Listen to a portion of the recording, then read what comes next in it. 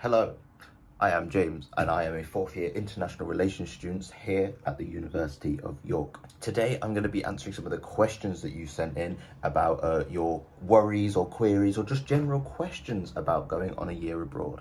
This past year and a half has been amazing for me because I have managed to consistently ask the global departments for the opportunities they've had, and I've managed to go on 3 exchange programs, 2 summer abroads and 1 year abroad. I managed to go to Hong Kong at the end of second year, then I went on a year abroad in France, and then I managed just to go to Singapore before returning for my 4th year. I've written down answers for all the questions that you guys have sent in. Let's get started. So for the first question, I've decided to combine 3, which are: which countries can we study in? Is there a list of places we could study?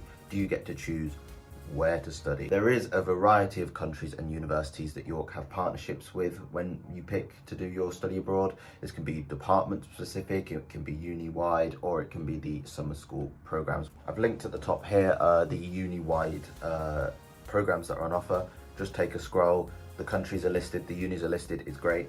Equally, for summer programs, your degree does not have to coincide with what you take on a summer exchange. For instance, I did languages on my summer exchanges where I'm a politics student, and I'll link also the summer abroad links there. Now, there are lots of questions on finance and visa section. So the first question is, do we have to pay for things like flights, accommodation, visa? Yes. But be careful, because there also might be additional requirements like vaccines, medical insurance, and yes, of course, visas for countries that you'd like to study in. For instance, on the summer exchange for the past number of years, it has been a requirement for the South Korean one for you to have sort of an x-ray of your chest to see if you have TB before going abroad. So you have to bear all these things in mind before applying.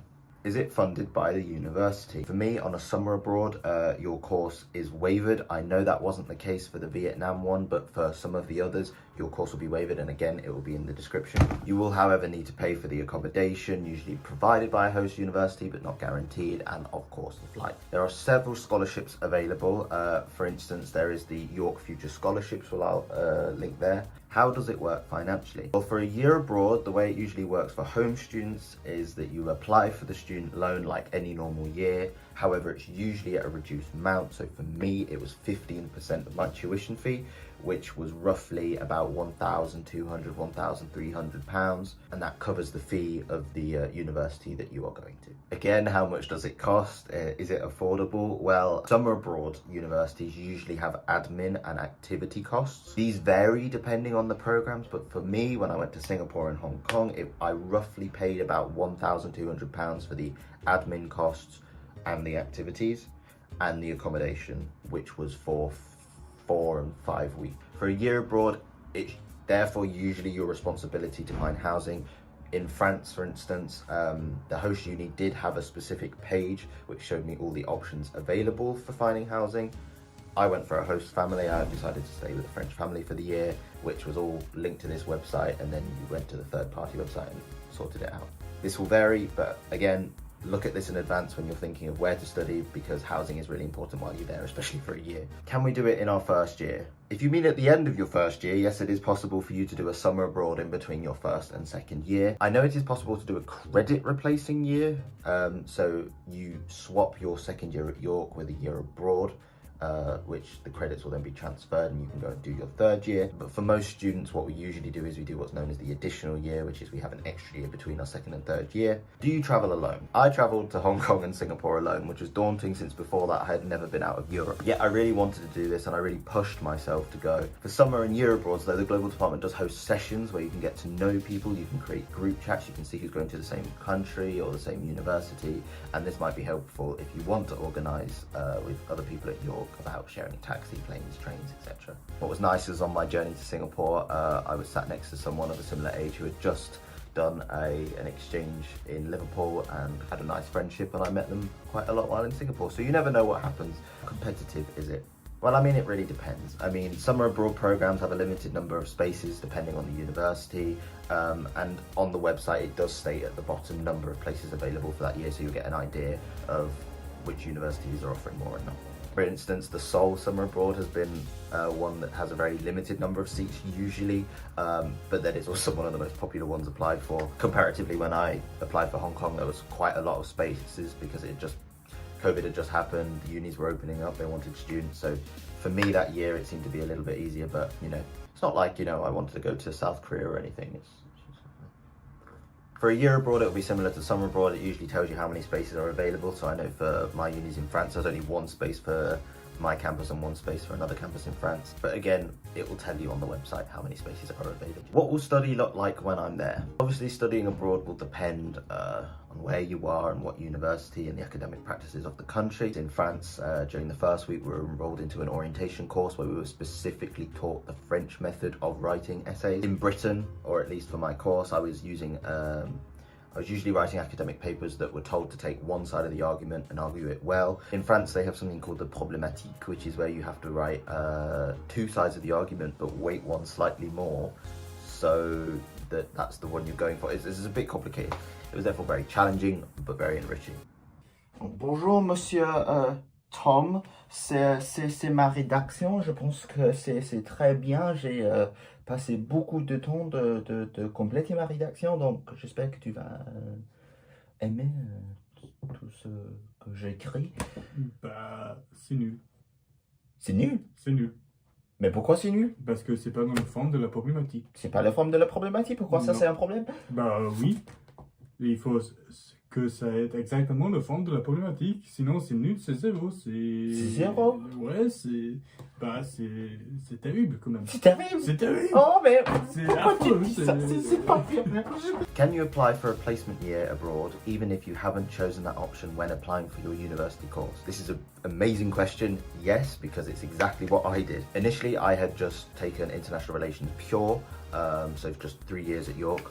But during I think at the end of first year or at the beginning of second year, I was thinking, well, maybe I do want to go on a year out. Maybe I do want to try. And luckily, it was very simple to get changed. I just contacted the global department telling them I would like to go on my year abroad, and then I did my application, then it got accepted, and they managed to change my degree from just international relations to international relations with a year abroad. How do you make friends? I was very lucky that my host university in France organised many events at the start of term for the exchange students to meet. I was worried that because I was not in a hall of residence and that I was with a host family, it was going to be hard to meet people, but these events were great and it was actually really easy to make friends. I understand this is not the case for everybody, but equally for my summer abroads, a bit more artificial, I contacted at York the Hong Kong Society back in my second year, and I contacted the Singapore Society at the end of my third year, simply asking, hey, can I meet you guys? I would love to meet locals from the countries that I'm going to, and I can say with both of them I have made truly good friends and I'm very grateful for them. It's a good way to meet locals who are very lovely and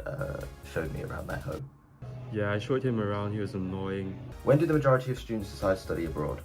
Well, some students, especially the language students, are obliged to go on a year abroad, like it'll be in the description before they've even applied for university. For other students, the Global Department is very active in promoting the events that they hold throughout the year, showcasing placement, showcasing the year abroad options and showcasing the summer abroads. I started looking at summer abroads at the start of my second year, thinking about already what I wanted to do that summer, because I didn't know whether I wanted an internship just to work, but I thought, no, going to see the world is at the time what I wanted. So just to stress, you don't have to have any preconceived notions of wanting to go abroad before you've even come to university. This is a process. You can get to uni, you can start thinking, you can contact the global department, you can look on the websites, and you can decide what is best. Is it difficult to find housing when you come back for fourth year? In all seriousness, no, not usually. For me, as most of my friends had graduated in their third year, the easiest thing for me to do was to come back to live on campus. So I applied for campus accommodation early in my third year and got granted Goodrick in January. This year I know Goodrick and Halifax were the two what's known as returners colleges where second, third years can apply to come back on campus. Equally, there are plenty of private accommodation options in York, but of course if you want to contact people or know people that are still at York and want to have a house share, that's fine. So that's all the questions I have. I hope they are useful. But I would just like to finish with just making a general comment and thanking the global department for not only letting me go on an exchange, but for letting me go on 3 exchanges. All 3 have been really memorable, and I can't stress enough how I would not have gone to Asia if I had not had the global department giving me the opportunities to study and live temporarily in these places. I've had an amazing year and a half, and I really, really do stress the importance of going on your year abroad, whether close or far, because they can be really rewarding with the friends you meet, the people you see, and getting to see the world. So yeah, back in 4th year. I'm sorry I don't have my camera yet, but I'm going to bring it up from home soon, and I hope to be delivering more and more vlogs for you this year in my final year at York. Thank you for listening. I'll talk to you all soon.